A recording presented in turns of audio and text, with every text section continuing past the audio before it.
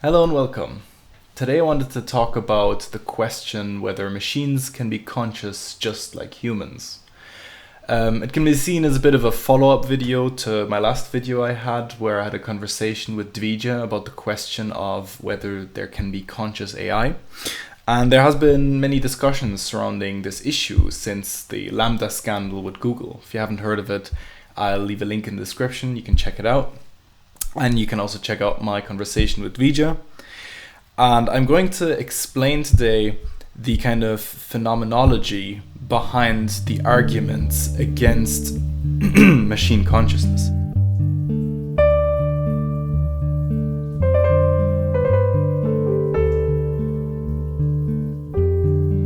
So, the argument that is brought forward is often based on the limits of formal logic or the limits of computability. This argument has been brought forward by many different people. The ones I'm most familiar with are Hubert Dreyfus and, on the other hand, Roger Penrose. Both of their arguments are kind of similar. The argument that is made is, if you have a system, I'll have this box denote the system. This system is based on certain rules, and this is irrespective of whether we're talking about a formal logical system or a technical system like a computer. Both of them have similar limitations and similar possibilities. So you get a certain amount of axioms that kind of initiate the system. These little boxes will represent the axioms. And then this system has a particular, let's say, space of possibilities in which it can develop a certain space of tasks, computations, proofs it can make, if you will, that kind of expands with the development of the system, that kind of goes into various areas, various directions that may reconnect. So you could see it as a sort of initial seed up here with the axioms, from which the entire system can kind of proliferate. However, it has been shown in the limits of computability, in the limits of formal logic, that the system will always exhibit certain areas, certain claims in formal systems, as the incompleteness theorems have shown, that are undecidable, and certain algorithms, certain tasks that are uncomputable, respectively. However, it seems as if the incomputability, the undecidability of these tasks, of these realms, is something that the conscious observer can observe, obviously, and can actually determine. So something that is unprovable within a system, some claim here, that is the error, for example, is unprovable in the system. However, we as the observer know that that is true.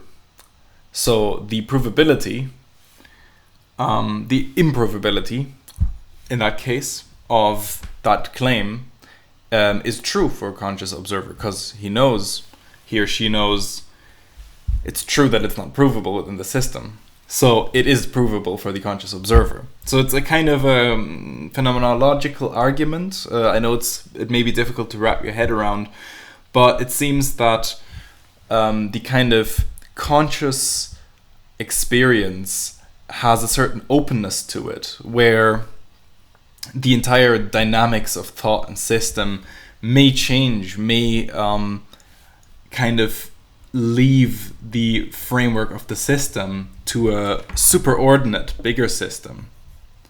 And a machine cannot do that without the help of humans. So the humans would have to have this conscious experience of the limitations of the system and then expand on the system, whereas the machine itself would be always locked in within that box. And therefore, it becomes questionable whether the mere statistical processes that happen in a, let's say, machine learning algorithm are sufficient to account for consciousness, whether enough computational complexity when processing some sort of statistical algorithm is sufficient to attribute consciousness to that particular system. Now, of course, this argument is not without its problems. one important refutation was brought forward by Hofstetter in his book Gödel, Escher, Bach, where he said that the argument brought forward by Penrose that I've just illustrated represents a sort of act of circular reasoning, where we assume we know the axioms of that system, we assume we know the rules of that technical system, and then we arrive at the conclusion that we can always observe its limitations and go beyond them. However, by presupposing that we know the rules of the system, we have already derived our superiority in the form of an act of circular reasoning in that sense. So one could say, more technically, there is no universal process of attributing a logical Gödel number or a Turing number to every technical system. Every technical system may potentially have one, but there is no universal way of attributing one. So it is possible that we're looking at a technical system of which we do not understand the rules, of which we don't know the rules, potentially of which the rules are unknowable. Now the question is, how could you have a technical system of which the rules are unknowable? Some human must have designed it, or maybe an alien. This is where the notion of artificial communication comes to play. There's an interesting conversation between Ms. Espocito and Professor Moeller, who've also had a video with, talking about the notion of artificial communication.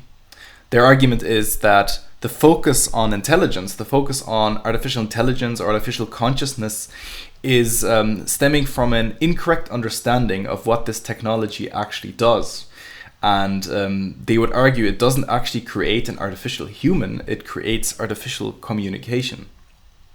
Now, what does this mean in this context? It means that we could have a technical system of which the rules are unknown because the rules of that system are essentially the same rules that our system has. Our system, our own human thought has. So in a way, that technical system could be entangled with our own sense of self. It could be entangled, for example, through neurotechnologies, where the machine is somehow enmeshed with us.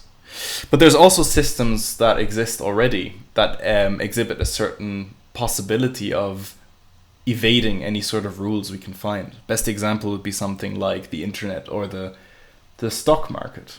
If there was certain noble rules, if we knew the rules of it, a big chunk of capitalism would be over, or at least stock market exchange could be entirely formalized and controlled, which, as we know thus far, is not really possible.